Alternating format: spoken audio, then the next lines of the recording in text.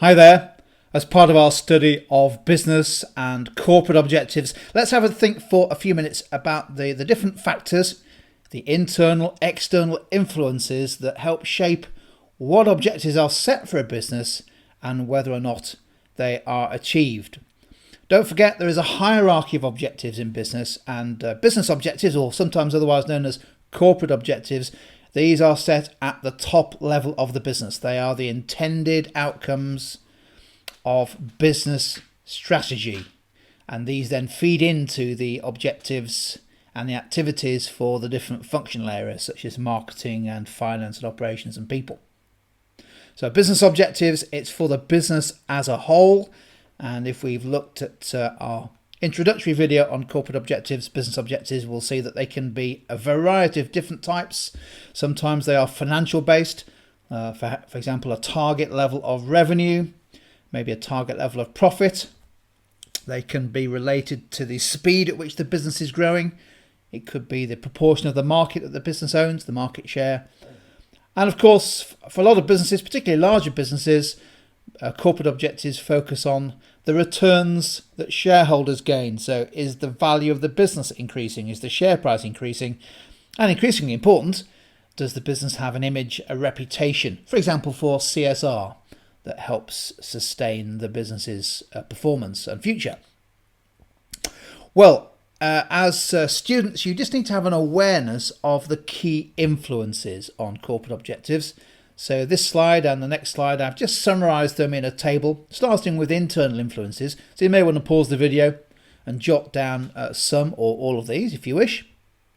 We'll pick out a few of them. Don't forget, with internal influences, these are factors that are within the control of the business management. That's why we call them internal influences. They are within the control of the management.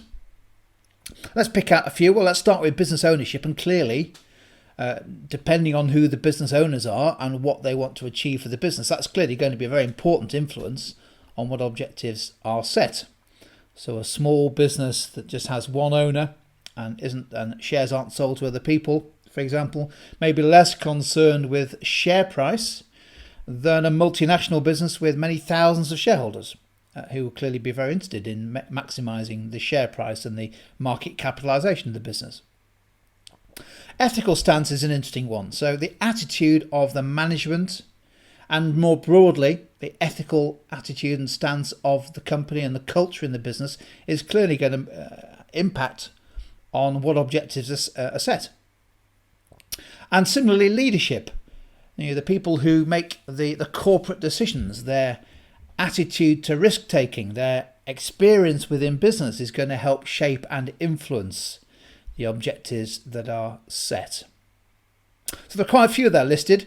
I think internal influences on corporate objectives are particularly important. I think they are, to a large extent, the main drivers of corporate objectives.